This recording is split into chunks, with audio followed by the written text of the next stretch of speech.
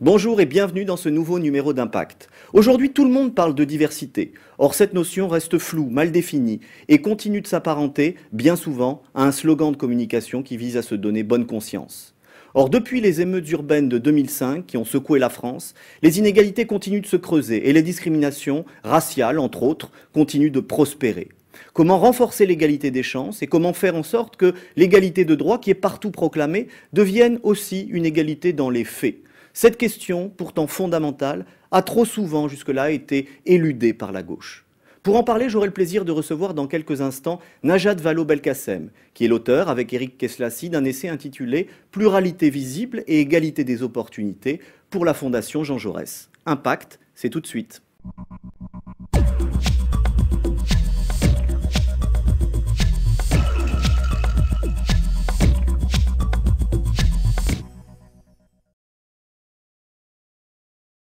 Najat Vallaud-Belkacem, bonjour. Bonjour. Je rappelle que vous êtes adjointe au maire de Lyon, vous êtes conseillère générale du Rhône, vous avez aussi des responsabilités au Parti socialiste où vous êtes en charge des questions de société, vous êtes porte-parole de Ségolène Royal et vous êtes l'auteur avec le sociologue Éric Keslacy d'un essai intitulé « Pluralité visible et égalité des opportunités » pour la Fondation Jean Jaurès.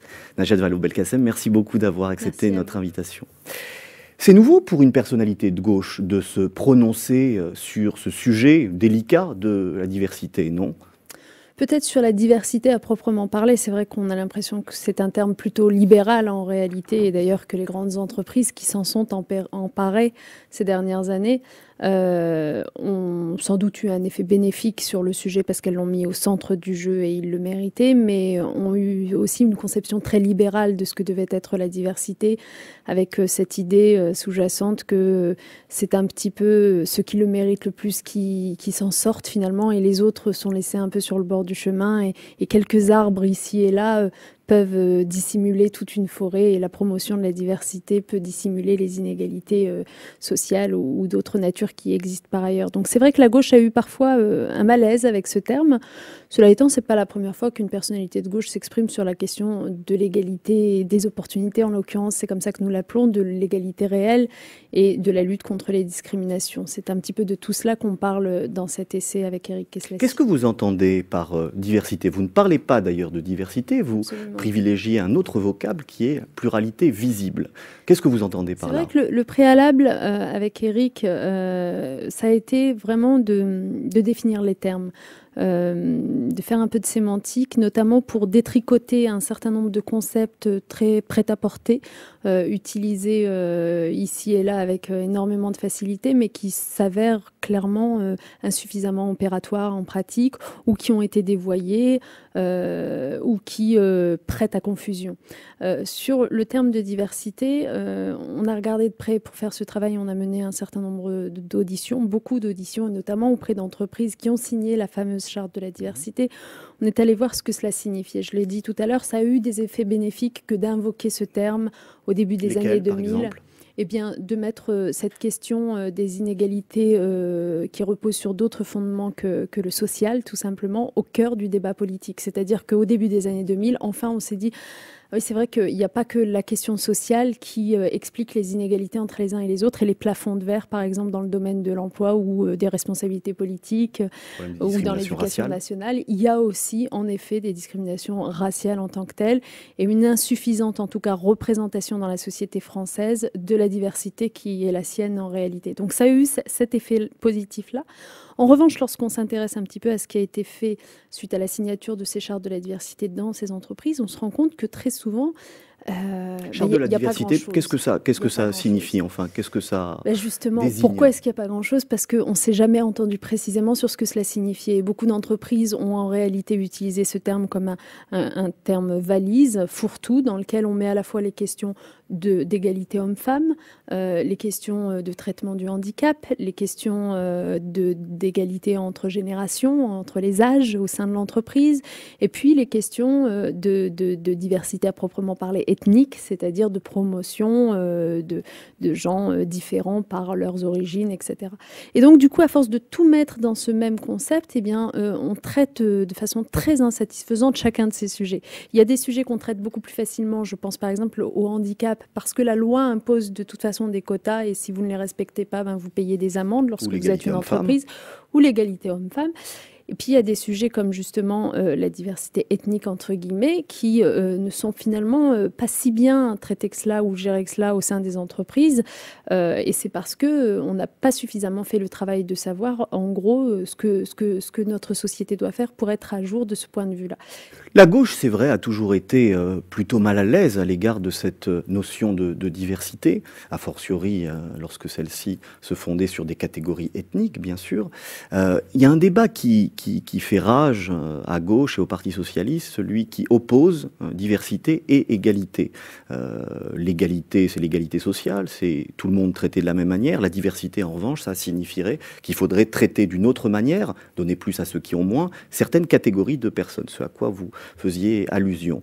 Est-ce que vous pensez qu'il est possible aujourd'hui de dépasser cette opposition entre l'égalité et la diversité ? Moi, je le crois, oui.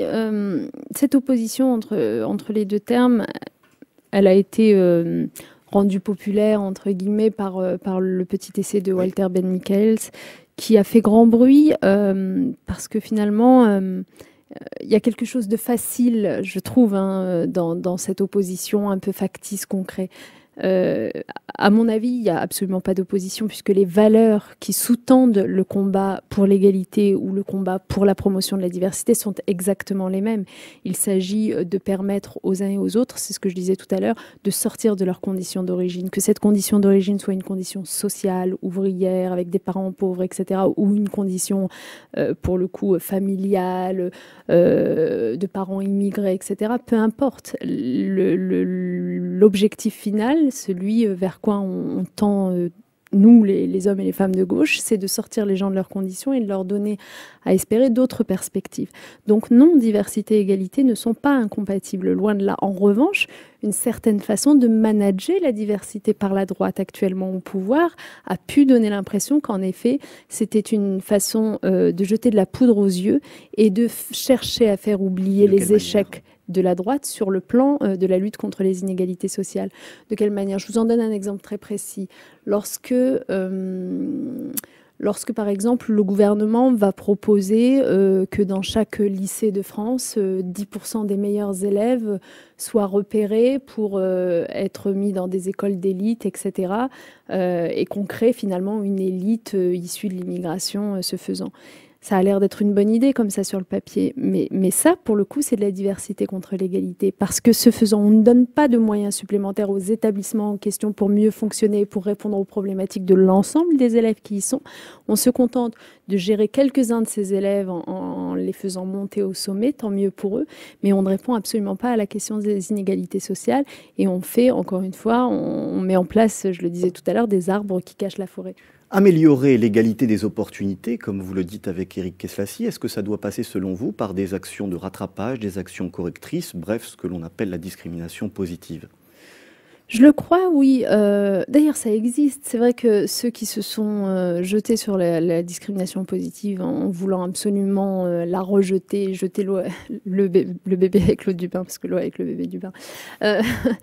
oublie un peu vite que depuis 1981 et grâce à l'impulsion d'Alain Savary, nous avons dans tous les établissements situés en zone éducation prioritaire de France une forme de discrimination positive territoriale. Qui ne s'appuie pas sur des critères ethniques, mais sur des critères socio-économiques, territoriaux. Ce qui est plus important finalement, c'est de regarder l'efficacité de ces dispositifs.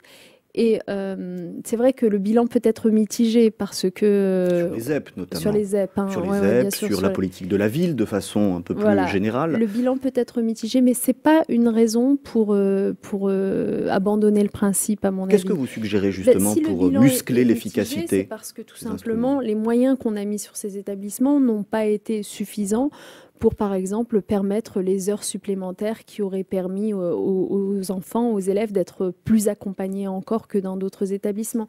Les moyens mis sur ces établissements n'ont pas été suffisants pour que une prime de suggestion suffisamment importante soit offerte aux enseignants pour qu'ils restent un nombre important d'années dans le même établissement. Vous savez que l'un des problèmes graves auxquels sont confrontés les élèves en établissement ZEP, c'est le turnover des enseignants qui vivent ça un peu comme voilà, une charge, un poids, il faut y aller. Et dès qu'ils ont la possibilité de se retirer de ces établissements, se retirent. Il n'y a pas de continuité du coup dans l'accompagnement pédagogique, etc., des élèves. Votre proposition, Najat Vallaud-Belkacem, sur ce terrain-là, pour renforcer l'efficacité des ZEP, ce serait donc de permettre aux enseignants de rester plus longtemps dans ces établissements. En étant, pour dire les choses clairement, en étant mieux payés. Moi, j'estime que c'est pas le même travail d'être enseignant dans un lycée ZEP que d'être enseignant dans un lycée de centre-ville de Paris. Donc, il faut, j'allais dire, ne plus se voiler la face sur ce sujet. Ce sont quasiment deux métiers différents. Donc, les payer mieux, les accompagner eux-mêmes, ces enseignants. Quand on songe aujourd'hui qu'on vient de supprimer l'IUFM, l'année d'enseignement, de formation, pardon, des enseignants, on marche sur la tête. On a pris un certain nombre de décisions, le gouvernement a pris un certain nombre de décisions en matière d'éducation nationale ces dernières années qui sont complètement à côté de la plaque par rapport aux besoins, quand on sait que la Cour des comptes elle-même reconnaissait que notre système éducatif était contre-productif en termes de résorption des inégalités. Il y a des urgences en la matière, et notamment dans les ZEP, c'est vrai.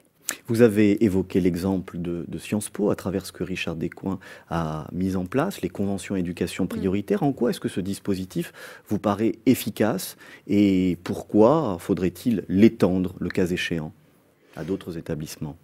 Il nous paraît efficace parce que finalement, vous savez, Sciences Po, il y a quelques années déjà que ça fonctionne comme ça, offre un avantage aux élèves qui obtiennent le bac avec mention. Lorsque vous obtenez le bac avec mention très bien, je crois, mention très bien, vous n'avez pas besoin de passer le concours d'entrée pour intégrer Sciences Po. Donc, dans ce cas de figure-là, il est tenu compte de l'avantage des élèves. Eh bien, les conventions d'éducation prioritaire sont le pendant finalement de cette technique-là. C'est-à-dire qu'on va tenir compte du handicap des élèves. Tenant compte du handicap qui est le leur lorsqu'ils sont dans des établissements scolaires socialement défavorisés, etc., eh bien, on leur laisse la possibilité d'intégrer l'école de façon méritocratique tout de même, puisqu'ils passent devant un jury, voilà, ils ont des choses à prouver, mais par une voie qui est différente de la voie du concours, dont on sait qu'elle elle finit toujours par défavoriser. Est-ce que ça veut dire que ces élèves sont moins bons que les autres? Pas du tout. Pas du tout, et c'est ça qui est intéressant dans cette expérience. C'est que simplement, le concours, finalement, n'est pas la seule voie pour identifier le meilleur des élèves. Moi, je crois beaucoup à ça. Je crois beaucoup que dans l'éducation, il faut qu'on s'interroge sur la façon dont on identifie les potentiels, les capacités des élèves. C'est pas forcément en obtenant les meilleures notes en maths, en français, etc., qu'on est l'élève le plus débrouillard dans la vie. On le sait bien, on en a tous autour de nous. Donc, de la même façon, je crois que ces lycéens qui finissent par arriver par ces conventions d'éducation prioritaire à Sciences Po, l'expérience le montre. Ils ont des taux de réussite après 3 ou 4 ans passés à Sciences Po dans le cadre de la scolarité qui sont équivalents, 5 ans, pardon, qui sont équivalents ces taux de réussite à ceux des élèves entrés par concours. Donc ça nous interroge vraiment sur le concours comme verrou social. Moi, je voudrais revenir sur ce sujet un peu plus tard. Ce qui est très intéressant dans cette expérience, c'est les effets... sur des critères ethniques, mais qui est fondé exclusivement sur des critères sociaux. Et puis la deuxième chose qui est très intéressante dans ces conventions d'éducation prioritaire, c'est les effets induits de cette expérience. C'est-à-dire à la fois le fait que, ce faisant, dans les lycées où ces conventions s'appliquent, il y a eu une dynamique qui s'est enclenchée, notamment dans le corps professoral, puisque je le disais tout à l'heure, l'un des problèmes des lycées ZEP, c'est que les enseignants restent pas longtemps, sont démotivés, etc. Et là, les enseignants se disent « Ah, j'ai peut-être le moyen de pousser celui-là en qui je crois beaucoup. » Et donc, voilà, il y a une vraie dynamique qui est enclenchée. Il y a même d'ailleurs, dit-on, des élèves d'autres lycées normalement mieux positionnés qui se disent « Je vais peut-être aller dans ces établissements-là, ça me donnera une chance d'intégrer Sciences Po Paris par cette voie. » Tant mieux, tant mieux. Certains disent que c'est un effet négatif. Le concours d'entrée dans les grands établissements tels que Sciences Po, dans les grandes écoles? Mais ça mérite réflexion. Il n'a pas que des inconvénients, le concours. Il a au moins l'avantage, j'allais dire, du jugement anonymisé. Moi, j'en ai passé beaucoup des concours. Je ne les ai pas tous eus, d'ailleurs. Donc, mais mais je pense qu'en tout cas, il faut peut-être s'interroger sur la nature des épreuves au concours. Indéniablement, je veux dire, je ne suis pas la seule à le dire, l'épreuve de culture générale, bien sûr qu'elle vient finalement conforter une certaine culture, un certain comportement social que n'ont pas tous les élèves. Tous les élèves, lorsqu'ils rentrent, tous les lycéens, lorsqu'ils rentrent chez eux le soir, ne se mettent pas à commenter l'actualité politique avec leurs parents qui ont lu Le Monde et Télérama dans la journée. Voilà, je pense qu'il faut en avoir conscience et peut-être en effet s'interroger sur ces épreuves. Voilà, pour toutes ces raisons, moi c'est une expérience que je soutiens beaucoup et que j'encouragerais bien la conférence des grandes écoles à adopter à son tour. Vous êtes une femme politique, parlons un petit peu de la diversité en politique, qui est à bien des égards, et vous le soulignez dans votre essai, insuffisante. Qu'est-ce qu'il faudrait faire selon vous pour accroître cette diversité? Et peut-être une question préalable, en quoi est-ce si important après tout? C'est important, non pas pour avoir un effet miroir de l'Assemblée nationale par rapport à la société. Il ne s'agit pas que chaque composante de la société se retrouve représentée exactement à proportion de ce qu'elle représente dans la société. Non, c'est pas pour cet effet miroir, c'est parce que d'abord, en l'absence d'une représentation à peu près équilibrée de la société, il y a une distorsion entre les décisions prises par les politiques, et en l'occurrence par l'Assemblée nationale, et puis la réalité de la société.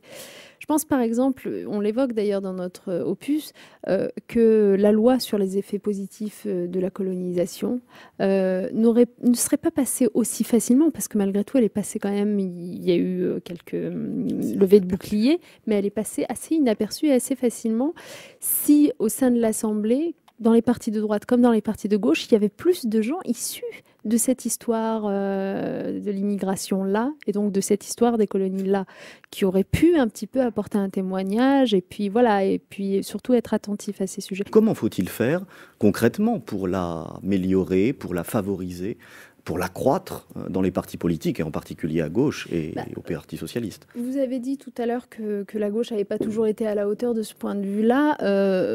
Je voudrais quand même mettre un bémol, parce que moi j'estime que c'est vrai que la gauche a raté un rendez-vous, je crois, dans les années 80-90, pour moi, clairement. Au moment de la marche pour l'égalité, rebaptisée Marche des Beurs, au moment des SOS Racisme, où finalement un certain nombre de militants maghrébins, on va dire ça comme ça, de gauche se sont sentis floués, un petit peu instrumentalisés. Enfin bon, on ne va pas refaire toute cette histoire-là, mais je pense que la gauche aurait pu mieux faire. Je pense qu'elle s'est longtemps reposée sur des acquis, se disant de toute façon le vote des immigrés, des enfants d'immigrés, enfin des enfants d'immigrés, puisque les immigrés n'ont pas le droit de vote, puisque en l'occurrence elle ne l'a pas fait. Mais ce vote m'est acquis, donc inutile de faire des efforts. Et c'est dommage, parce que du coup ça laisse une plaie un peu béante, hein. Je pense que tout le monde en a conscience. Mais en 2007, je crois savoir que beaucoup de gens issus de l'immigration ont porté leur voix sur la droite. Et ceux qui ne l'ont pas fait dans les quartiers populaires, en portant leur voix sur Ségolène Royal, disaient aussi un certain rejet de la gauche, finalement, establishment, parce que Ségolène Royal était finalement très différente, très iconoclaste. Elle était perçue comme ça, finalement, dans les quartiers populaires, et c'est pour ça qu'on a beaucoup voté pour elle. Donc il y a eu un vrai rendez-vous manqué avec la gauche. En même temps, depuis les années 2000, je dirais qu'elle a quand même énormément rattrapé de retard. Par exemple, lorsque François Hollande, premier secrétaire du parti, décide qu'aux élections régionales en 2004, il faut imposer. Alors, je sais plus. Je crois traduit par une augmentation massive. Si, aux élections régionales. Si. Mais justement, ça n'est pas assez su, ça n'est pas assez étudié, c'est assez surprenant. La réalité, c'est qu'au niveau local, donc régional en 2004, puis les élections municipales récentes en 2008, vous avez énormément de nouveaux visages de la politique, alors qui sont encore à un niveau finalement qu'on ne voit pas beaucoup. Oui, parce que le problème, c'est les législatives. C'est là que se situe le plafond de verre. Oui, le vrai problème, ce sont les élections uninominales. C'est-à-dire les élections de liste, c'est facile. Vous mettez quelqu'un, enfin vous mettez, voilà, vous avez un certain nombre de noms à trouver. La diversité est diluée. Voilà, les élections uninominales et notamment, par exemple, pour les départements, c'est un peu plus compliqué de trouver, ou les législatives, c'est un peu plus compliqué et c'est vrai qu'à l'Assemblée nationale, pour l'instant, on n'en a qu'une seule représentante, pas plus. Vous êtes optimiste néanmoins, dans la perspective de 2012 en particulier, sur la prise en compte par le Parti socialiste de la diversité? La nouveauté, c'est que le Parti socialiste a donc adopté à l'automne dernier une convention sur la rénovation dans laquelle il a été décidé notamment de garantir une plus grande parité, renouvellement générationnel et diversité sur l'ensemble des circonscriptions pour les prochaines législatives, étant entendu que serait pris en considération le caractère gagnable ou pas des circonscriptions. C'est très important, ça m'a pris longtemps à expliquer, mais ce que je veux dire par là, c'est que c'était un peu facile jusqu'alors de dire on fait notre part du boulot en réservant uniquement les circonscriptions ingagnables aux femmes, aux personnes issues de l'immigration et aux jeunes. C'est un peu ce qui s'est passé en 2007, objectivement c'est ce qui s'est passé. Donc là, c'est vrai qu'il y a eu un engagement pris, écrit, pas quantifié. Pas quantifié. Donc un optimisme modéré. mais écrit quand même à ce sujet. Donc moi, j'ai plutôt bon espoir. Et puis, je vais vous dire, franchement, de façon même cynique, qui va voter en 2012 ? Moi, je pense qu'il faut vraiment considérer maintenant avec sérieux, voilà, c'est le terme, avec sérieux, le vote des quartiers populaires, le vote des banlieues, le vote des cités et de qui sont faites ces cités. Où se trouve la jeunesse de notre pays, qui a aujourd'hui tellement plus de revendications que de réponses politiques. Le jour où tout cela se lèvera, et en 2007, elle s'est levée, cette jeunesse. Ségolène Royal en a quand même beaucoup profité, il faut le dire. Est-ce que le Parti socialiste en 2012 sera capable à nouveau d'attirer à lui ces électeurs-là ? Il a intérêt. Et c'est vrai que ça passe aussi, ça passe pas que par ça, évidemment, ça passe surtout par des réponses politiques, mais ça passe aussi par la symbolique. De ce point de vue-là, Nicolas Sarkozy l'avait compris, c'est vrai, en nommant Rachida Dati ou Ramayad au gouvernement, il a levé une espèce de tabou, et c'est vrai que beaucoup à gauche se sont dit, mais pourquoi on ne l'a pas fait avant ? La diversité sera donc un enjeu, sans doute, des prochaines élections présidentielles. Absolument. Najat Vallaud-Belkacem, merci beaucoup pour cette conversation. À très bientôt dans Impact pour un nouvel échange.